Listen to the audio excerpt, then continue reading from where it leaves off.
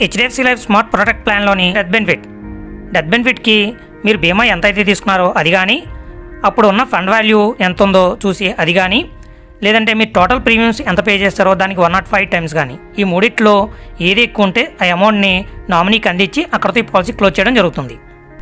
Next maturity benefit.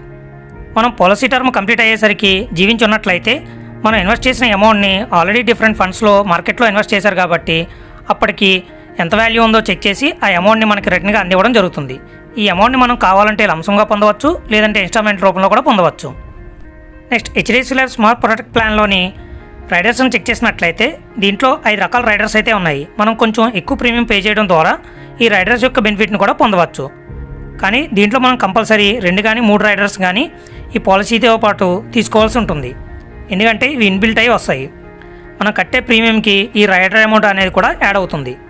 అందులో ఫస్ట్ది income benefit అనే యాక్సిడెంషియల్ డిజేబిలిటీ రైడరు, సెకండ్ది ప్రొటెక్ట్ ప్లస్ రైడరు, మూడోది health plus rider, 4 live well rider, 5 వ్యూరా ప్రీమియం రైడరు.